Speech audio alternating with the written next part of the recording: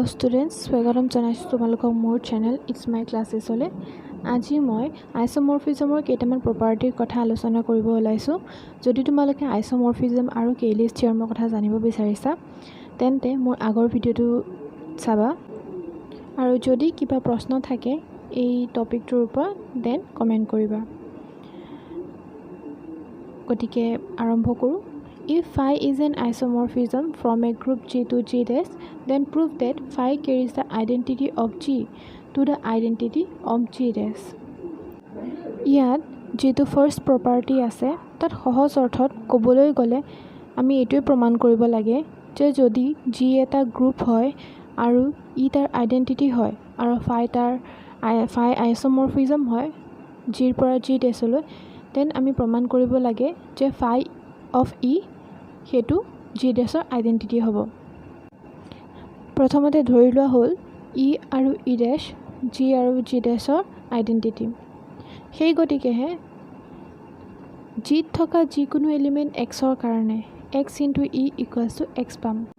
যেহেতু phi এটা আইসোমৰফিজম হয় সেই গতিকে phi of X টো G ডেছত থাকিব। আমি কনসিডাৰ কৰা মতে phi of X into E dash equal to phi of X পাম। আকৌ phi of X into phi of E is equal to phi of X into E পাম। যেহেতু phi প্ৰিজাৰ্ভিং অপাৰেটিঙৰ সূত্ৰটো মানি চলে সেই গতিকে আমি পালো phi of X into phi of E is equal to phi of X। from 1 into আমি পালো যে phi of E is equal to E dash অৰ্থাৎ phi of E to G dashৰ identity. Second property, for every integer k and x in G, prove that phi of x to the power k is equal to phi of x whole to the power k. ইয়াত phi of x to the power k x হক আমি k টাৰ্মলৈকে multiply কৰিলো যেহেতু phi এটা আইসোমৰফিজম গতিকে phi of x into phi of x আমি up to k টাৰ্মলৈকে পালো গতিকে phi of x to the power k is equal to phi of x whole to the power k পালো। এতিয়া হৈছে থাৰ্ড প্ৰপাৰ্টিলে। ইয়াত আমি প্ৰমাণ কৰিব লাগে যে যদি xy কমিউটেটিভ হয় তেন্তে phi of x আৰু phi of y ও কমিউটেটিভ হ'ব।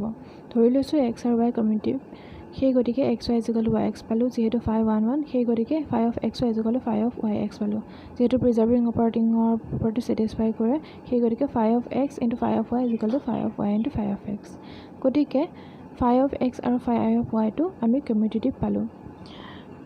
আকৌ আমি কনসিডাৰ কৰি লৈছো যে phi of x আৰু phi of y টো কমিউটেটিভ হয় সেই গতিকে phi of x into phi of y is equal to phi of y into phi of x পালো।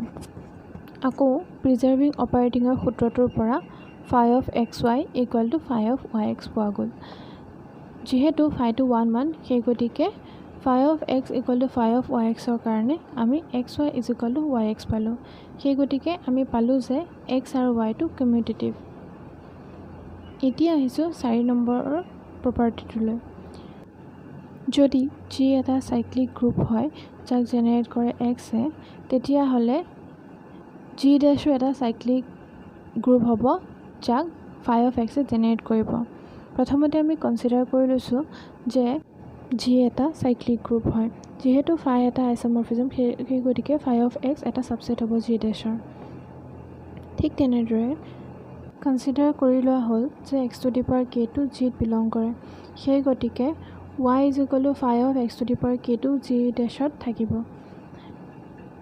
ইয়াত y is equal to phi of x to the power k property 2 ৰ পৰা আমি পাইছো যে y is equal to phi of x whole to the power k গতিকে এইটো phi of x A generate কৰা এলিমেন্টৰ মাজতো থাকিব গতিকে আমি পালো যে G dash to phi of x ৰ এটা সাবসেট গতিকে ফ্ৰম ইকুৱেশ্যন A আৰু ইকুৱেশ্যন B ৰ পৰা আমি পাইছো G dash equals to phi of x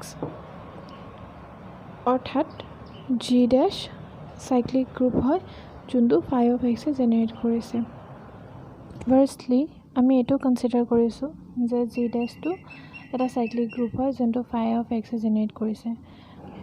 এইটো আমি ক'ব পাৰো যে x এ জেনাৰেট কৰা সকলোবোৰ এলিমেন্ট G ৰ এটা সাবসেট হ'ব। ধৰি লৈছো y এটা এলিমেন্ট যোনটো G ত আছে সেই গতিকে phi of y টো phi of x A generate কৰা এলিমেন্টৰ মাজত থাকিব।